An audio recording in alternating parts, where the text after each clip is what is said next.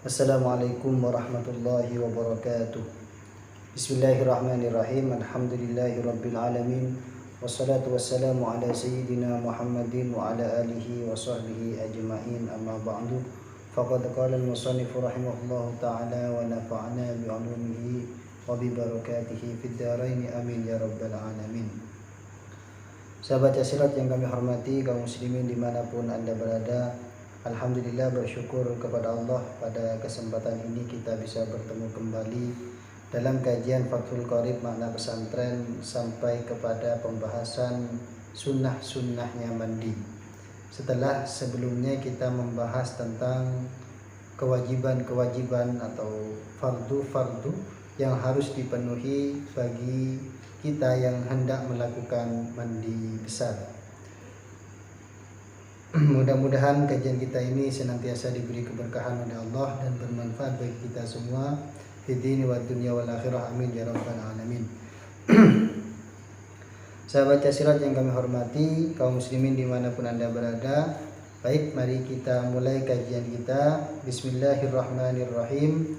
Wa sunanuhu ayil gusli khamsatu asya'a, utawi pira-pira sunnai gusli, ayil gusli tegese adus iku khamsatu asya'ah, limo pira-pira perkara. At-tasmiyatu suci ku maca basmalah, wal wudu ulan wudu kamilan kelawan sempurna, qablahu ing dalem sadurunge adus. Wa yanwi lan niat bihi kelawan wudu sapa al-mughtasilu wong kang adus, niat sunnatal gusli ing kesunnahi mandi.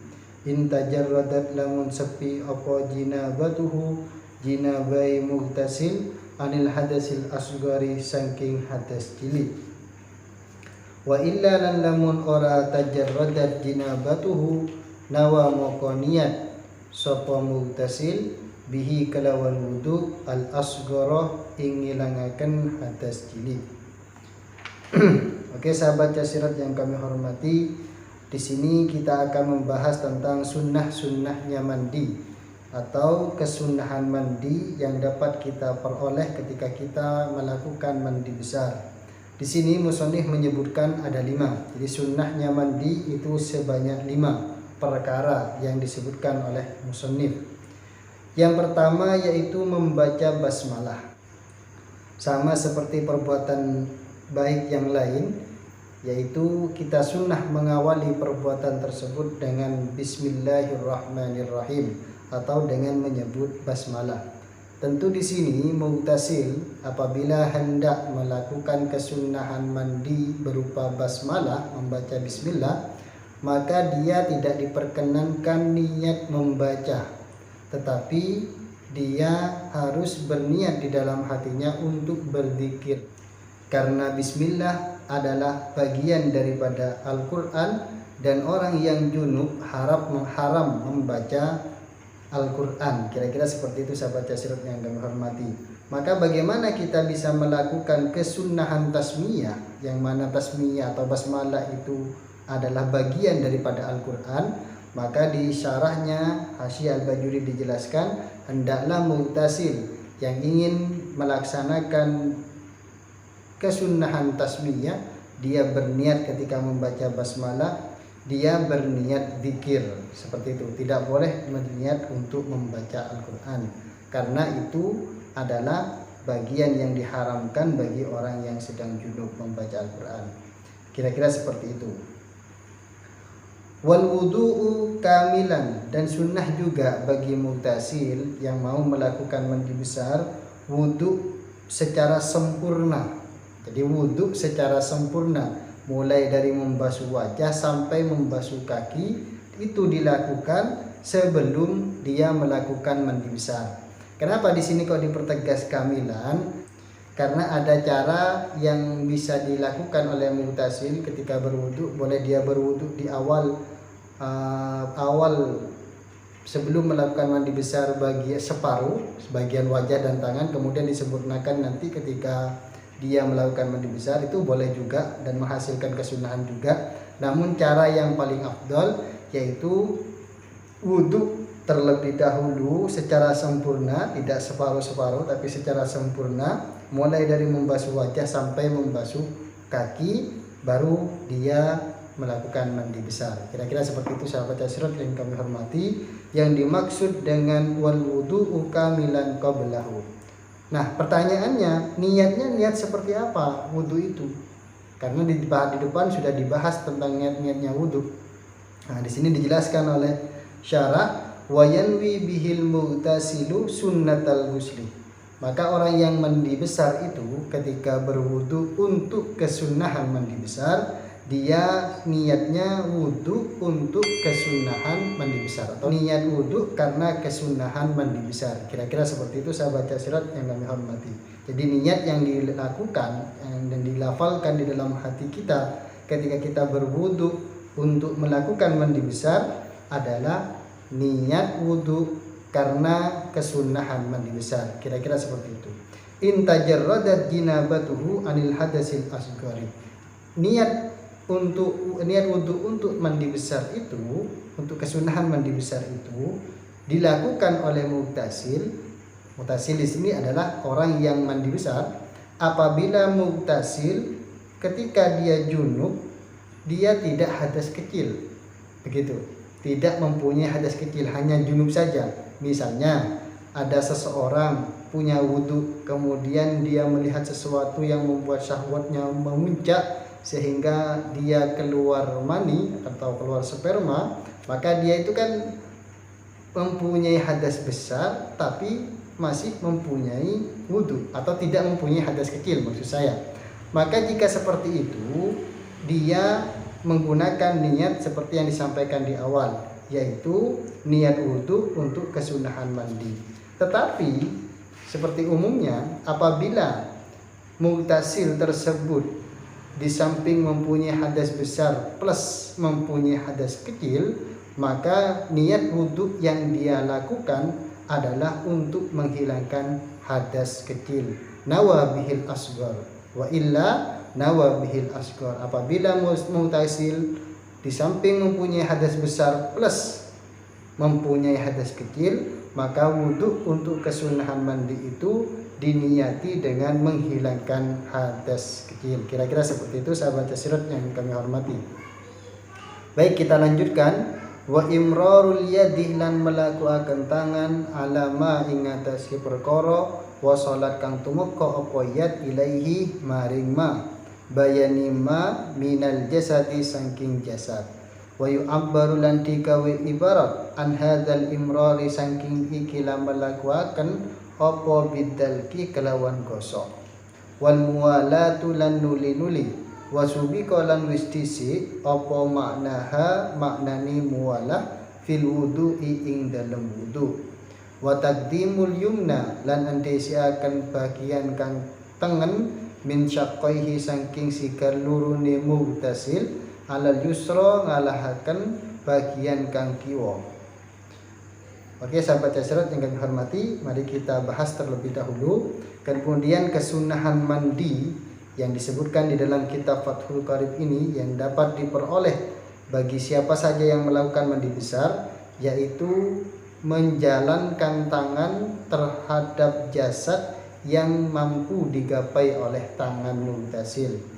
Yang dimaksud dengan menjalankan tangan kepada jasad yang mampu digapai oleh mughtasil itu artinya ketika kita mandi, sunnah bagi kita menggosok anggota badan kita menggunakan tangan agar air bisa kita pastikan benar-benar merata kepada seluruh bagian kulit. Kira-kira seperti itu sahabat Asyrad yang kami hormati.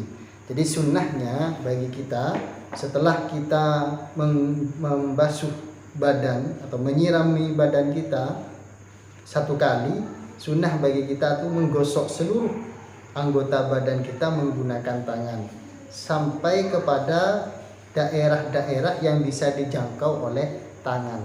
Kalau tidak bisa dijangkau oleh tangan, tidak perlu kita meminta bantuan orang lain untuk menggosokkan anggota badan kita yang tidak mampu digapai oleh tangan kita.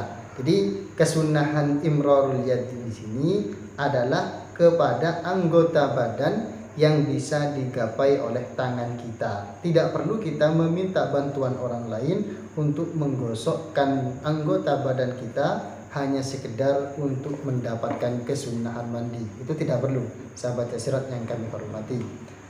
Kemudian yang kedua, yang berikutnya maksud saya, kesunahan mandi yaitu mualah. Mualah. Jadi sunnah bagi mugtasil melakukan mandi besarnya secara mualah. Artinya terus menerus. Makna mualah yang dimaksud sudah dijelaskan di dalam pembahasan tentang wudhu. Tetapi insya Allah pada waktu itu saya lupa tidak menjelaskan pada saat membahas kesunahannya wudhu. Maka kami akan jelaskan di sini yang dimaksud mualah adalah mugtasil menyirami badannya itu ketika dia menyiram badan bagian kanan misalnya, langsung dilanjutkan dengan bagian kiri tanpa ada jeda yang cukup lama. Kira-kira seperti itu sahabat Yasirat yang kami hormati. Jadi antara basuhan yang bagian tubuh yang lain itu tidak, antara bagian tubuh yang satu itu tidak ada pemisah yang cukup lama dengan membasuh bagian tubuh yang lain. Kira-kira itu yang dimaksud dengan muwalah.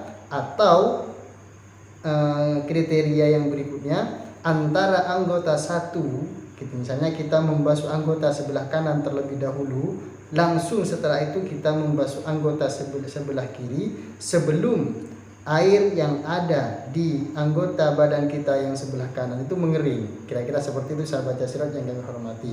Jadi itu yang dimaksud muwalah, antara basuhan satu ke basuhan yang lain tidak ada jeda yang cukup lama.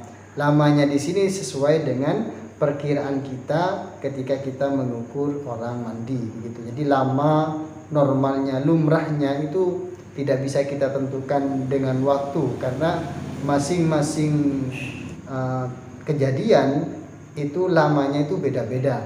Misalnya kita melakukan perjalanan, maka yang dimaksud lama itu biasanya antara Surabaya ke, misalnya di sini Surabaya ke Lumajang, yang dimaksud lama di sini adalah melebihi batas waktu 5 jam. Itu baru kita lama dalam perjalanan. Tapi kalau kita antri, misalnya antri dalam misalnya membeli cilok misalnya seperti itu, maka yang dimaksud lama di sini ya 10 menit sudah masuk kategori lama begitu. Jadi lama yang dimaksud adalah lumrahnya. Jadi tidak ada pemisah yang cukup lama antara membasuh bagian yang pertama dengan bagian yang berikutnya. Kira-kira maksimal bagian yang dibasuh pertama itu belum sampai mengering, baru kita membasuh bagian yang berikutnya. Itu yang dimaksud dengan muwalah. Wa taqdimul yumna min syaqqaihi 'alal yusra. Kemudian kesunahan mandi yang disebutkan di dalam kitab Fathul Qorib ini adalah mendahulukan bagian tubuh sebelah kanan terlebih dahulu untuk disiram, kemudian dilanjutkan dengan bagian tubuh sebelah kiri. Seperti itu sahabat Yasirat yang kami hormati. Ini kita lakukan setelah kita membasuh kepala. Jadi setelah membasuh kepala, kita membasuh bagian badan yang kanan dulu, begitu, mulai di depan kemudian di belakang. Baru setelah itu kita lanjutkan dengan membasuh bagian anggota badan kita yang sebelah kiri. Jadi sunnah mendahulukan bagian atau menyiram bagian badan yang sebelah kanan terlebih dahulu, dilanjutkan dengan bagian badan sebelah kiri. Itu termasuk bagian daripada kesunahan mandi yang bisa kita peroleh. Kemudian yang berikutnya wabaqiyah, belum kita baca.